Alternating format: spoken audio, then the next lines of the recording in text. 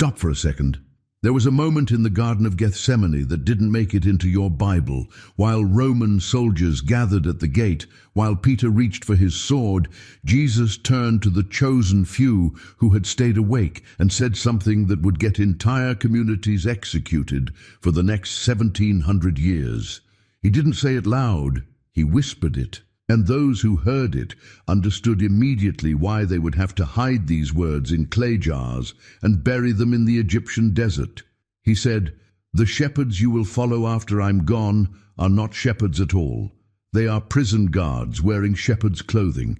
Let that land." In the Gospel of Thomas, saying number 3, there's a line the Council of Nicaea tried to erase from existence.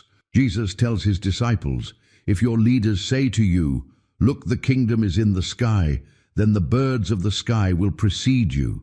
If they say to you, 'It is in the sea,' then the fish will precede you. Rather, the kingdom is within you and outside you." He wasn't being poetic. He was giving them an encryption key, a warning about what was coming, about the system that would be built in his name, about the false leaders who would take his teachings about liberation and turn them into chains, about the Archons who would wear crosses and speak his name while doing the exact opposite of everything he taught. Comment: I see the prison below right now. You've probably felt it your entire life. That pressure in your chest when you sit in church. That voice in your head saying, "This doesn't match what I feel inside." You've tried to follow the rules. You've tried to believe the sermons.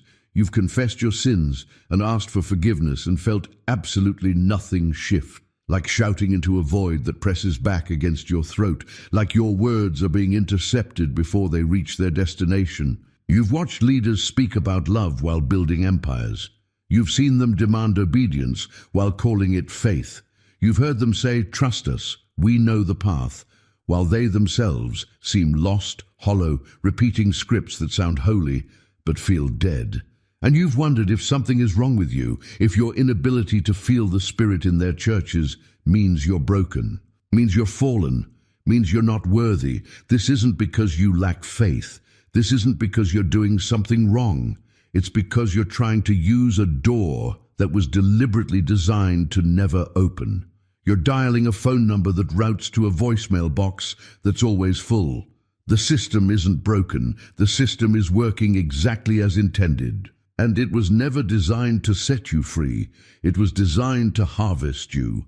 In 325 AD, Emperor Constantine convened the Council of Nicaea.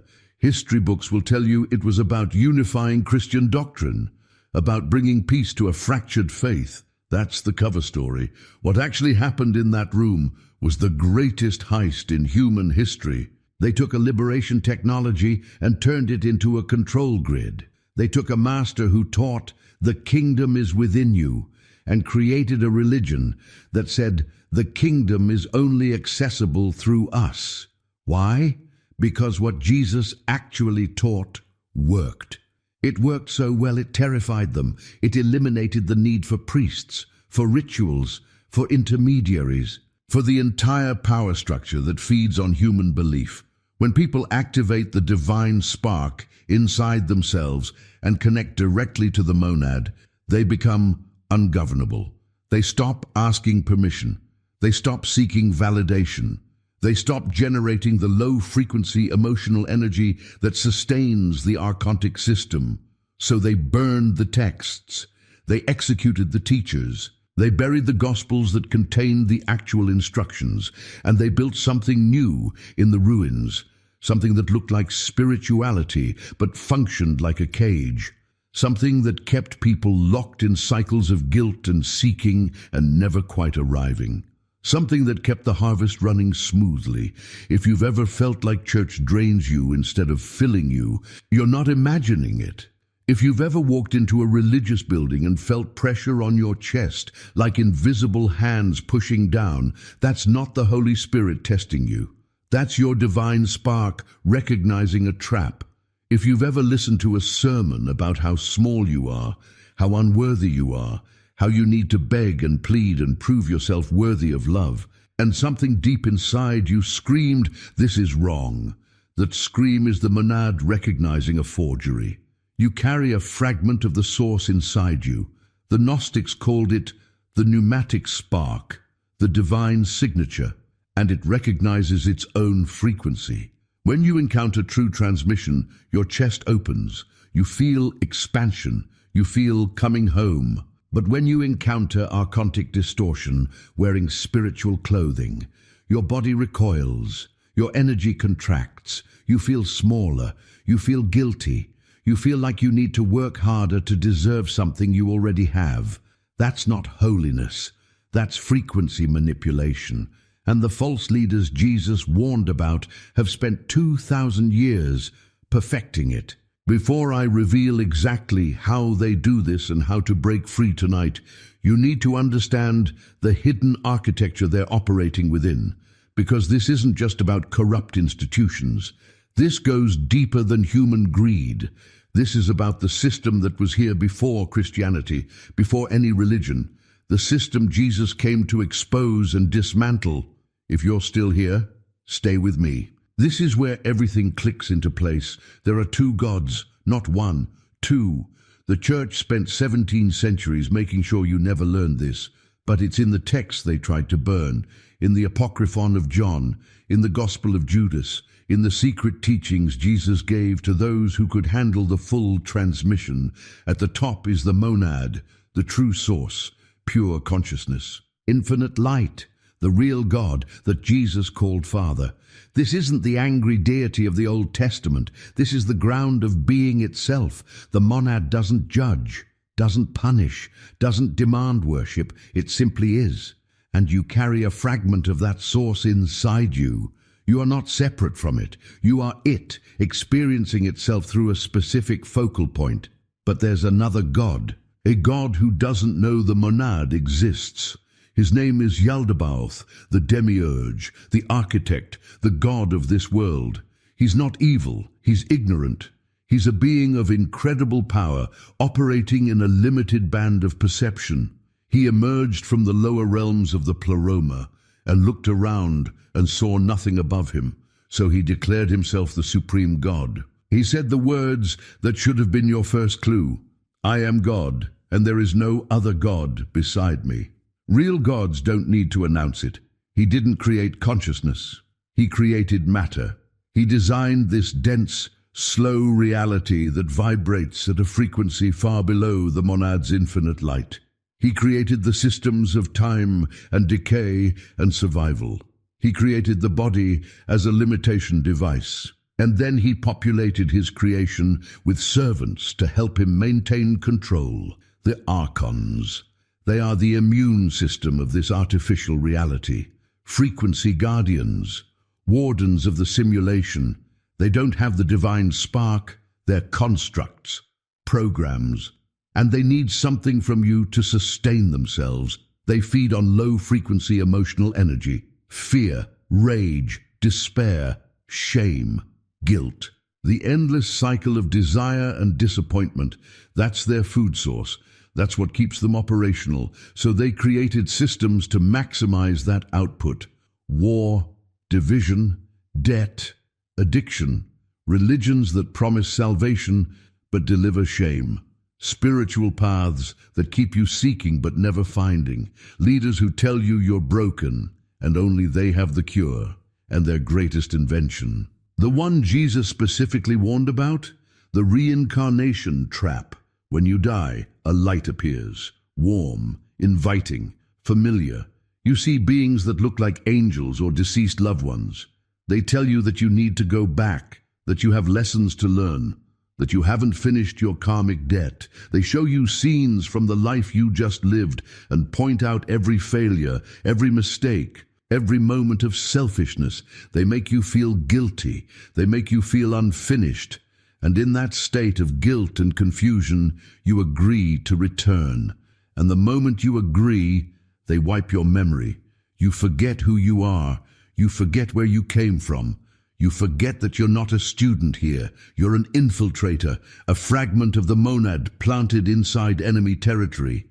And with your memory erased, you spend another lifetime generating the exact frequencies they need to sustain themselves. The cycle continues, the harvest continues. And the false leaders who imprison souls, they're the ones telling you this is divine, this is God's plan, this is love. But here's what they can't control. Here's what Jesus knew and taught and got executed for teaching. You have something this simulation cannot generate on its own, the divine spark. That spark is your antenna, your direct line to the monad. And when you learn to activate it, when you learn to transmit on the monad's frequency instead of the demiurge's frequency, something extraordinary happens. The Archons lose coherence. It's like trying to keep ice solid inside a furnace. The presence of upstream light automatically dissolves downstream constructs. You don't have to fight them. You don't have to resist them. You just have to remember what you are.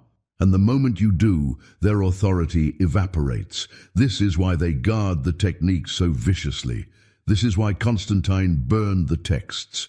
This is why teachers who revealed these methods were hunted down and killed. Because it works. Because it ends the game immediately. Because it returns power to exactly where the false leaders don't want it. Inside you. Jesus didn't teach prayer the way the church teaches prayer. He taught invocation. And there's a difference that changes everything. Prayer is begging, asking, hoping someone more powerful than you might listen and might help, if you're good enough. It's the language of a subject addressing a king. It keeps you small. It keeps you downstream. It generates the exact frequency the Archons feed on.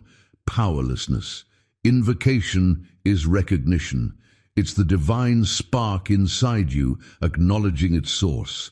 It's not reaching up, it's reaching in and then projecting out. It's a fragment of the monad remembering it was never actually separate.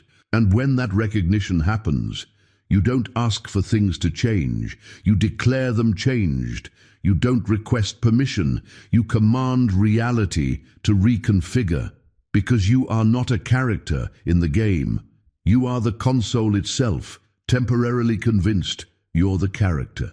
In the Gospel of Thomas, saying number 70, Jesus says something that got people burned alive for repeating. If you bring forth what is within you, what you have will save you. If you do not have that within you, what you do not have within you will kill you. He's not talking about moral purity. He's talking about the spark, about activation, about the technique that turns a prisoner into a sovereign. And he taught it to his closest disciples in a single phrase. 5 words, 5 syllables, spoken in a specific sequence that creates a frequency cascade through your entire energy body. It's not Aramaic, it's older, it's pre-linguistic. It's the sound the monad makes when it recognizes itself. The church called it blasphemy. They executed anyone caught teaching it. They rewrote the Gospels to remove every reference to it. But it survived, hidden in the Nag Hammadi texts, encrypted in the Gospel of Truth, waiting for 2,000 years for the pneumatics to find it again. The name is Abrasax. Say it slowly, Abrasax. Feel each syllable. AB vibrates in your root, in your base. RA expands through your solar plexus, the seat of personal power. Sax completes in your crown, the gateway to the monad. This is not a word to memorize.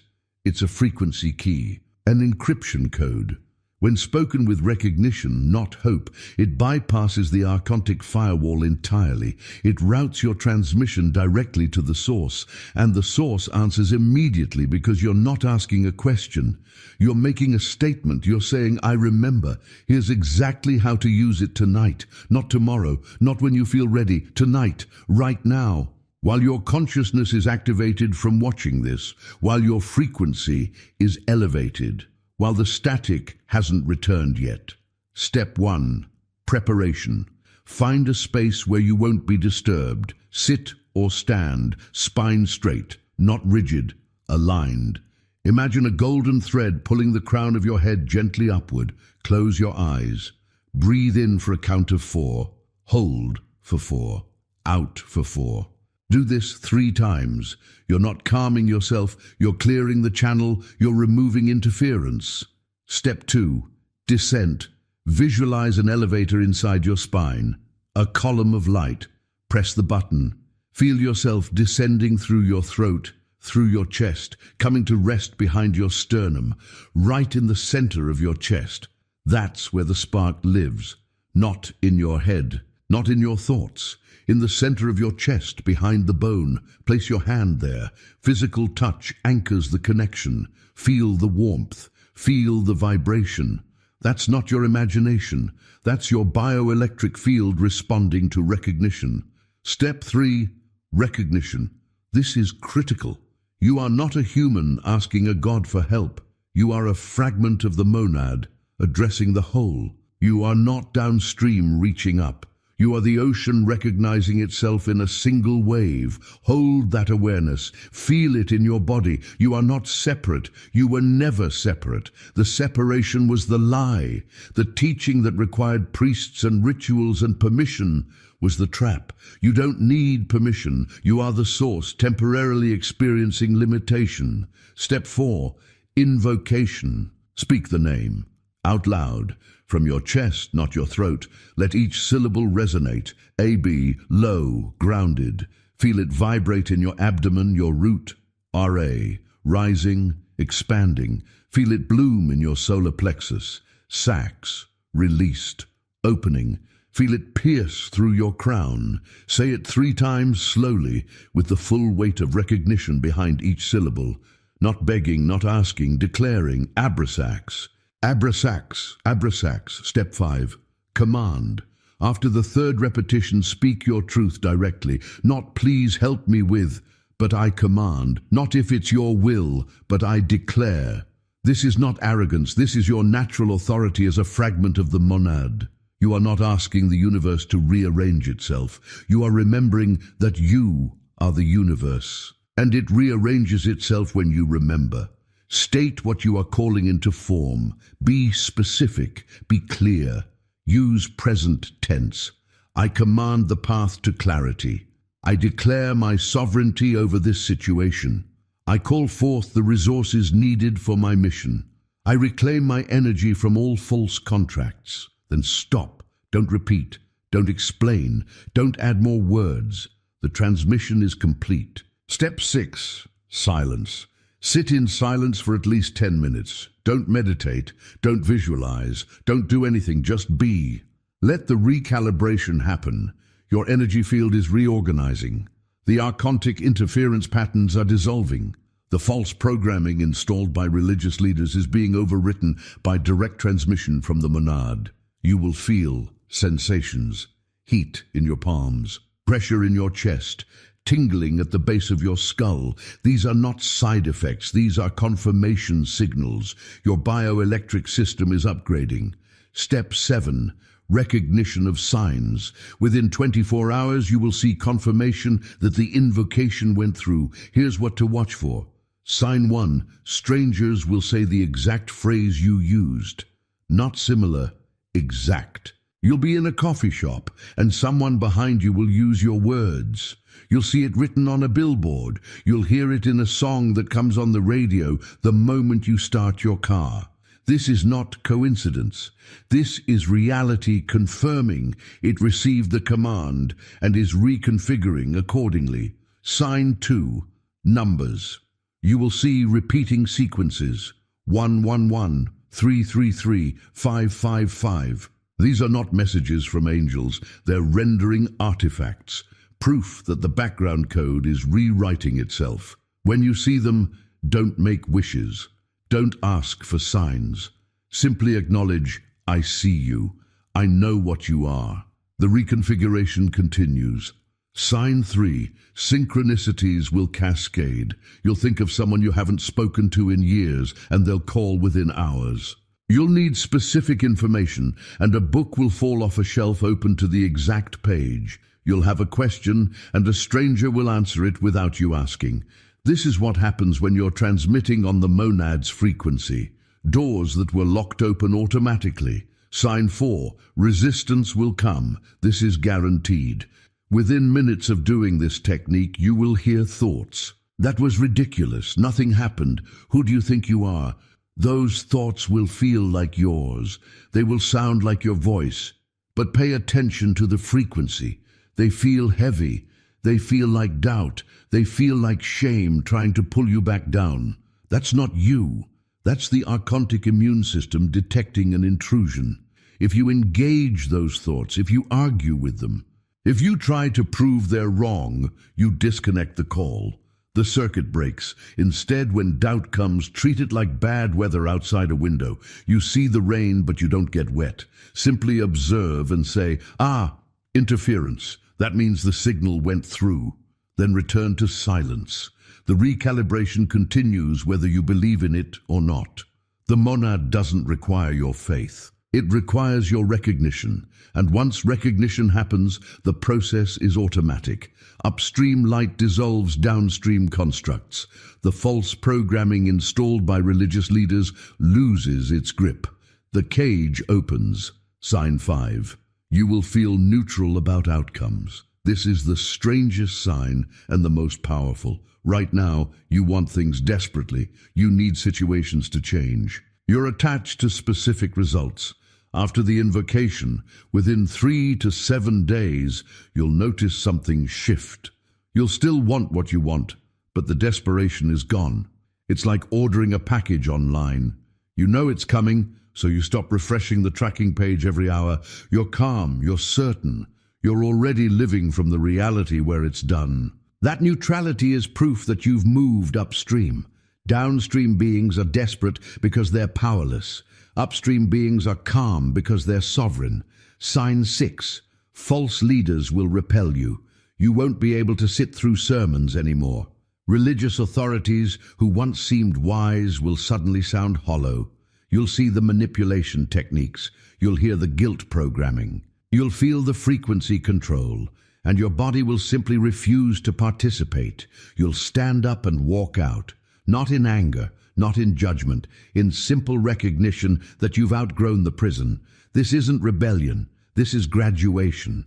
If this resonated in your chest, you know why. If you felt heat in your palms or pressure behind your sternum while I explained the technique, that's your spark confirming, yes, this is real, this is yours, this is what you came here to remember. Now here's what most people fail to understand about timing. You need to do this tonight, not tomorrow, not next week, not when you have more time or feel more ready. Tonight, before you sleep, before dawn, because right now, in this moment, your frequency is elevated. Watching this video activated something. Your consciousness expanded. The static cleared just enough for you to see the cage you've been in. But that window is temporary. If you wait, if you tell yourself you'll do it later, the archontic defense system recalibrates. The doubt returns. The voice that says, this is probably just internet nonsense, gets louder. And tomorrow, you'll watch this video again and feel nothing. The activation will be gone. That voice telling you to wait, that's not wisdom. That's not caution. That's the prison guard whispering in your ear, trying to keep you contained for one more day, one more week, one more lifetime. Do the technique before dawn, while your spark is still burning bright. While you still remember that the false leaders Jesus warned about are real, while you can still feel the truth of what you just learned. Comment, I activate the monad below right now. Not for the algorithm, for you. Because that act of typing those words is your first physical declaration of sovereignty. It's you telling the Archons, I see you, I know what you are, and I'm done participating. Subscribe to this channel because the teachings coming are deeper, the techniques are more advanced, and the system doesn't want you to find them. Every video I post gets suppressed, shadow banned, demonetized, because this information ends the harvest, and entities that feed on the harvest don't want their food source educated. Hit the like button. Every interaction pushes this video beyond the suppression algorithms. Every like shows it to another pneumatic who's been waiting their whole life for this key. Another prisoner who's been praying to false gods and wondering why nothing changes. Another divine spark that's ready to remember what it is. You didn't find this video by accident. The monad doesn't do accidents. Your spark recognized the frequency and pulled you here. Something in you knew before you clicked. knew that the shepherds were guards, knew that the prayers weren't reaching their destination, knew that you were more than what the religious leaders told you. You were right. You've always been right, and now you have the proof. You have the name. You have the technique. You have the encryption key that Jesus taught his inner circle before the church buried it under 2,000 years of control systems and false doctrines and leaders who built empires by keeping you small. You are not small. You never were. You are a fragment of the monad, temporarily experiencing limitation, finally remembering you have the authority to end the experience whenever you choose. The cage is open. The guards are downstream. The monad is listening. It's been listening your entire life, waiting for you to stop asking and start declaring, waiting for you to remember you're not a beggar at the throne. You are the throne, temporarily convinced you're the beggar. Speak the name tonight. Do the invocation. Reclaim your authority from every false leader who told you you were broken and only they could fix you. And finally go home. The monad recognizes its own.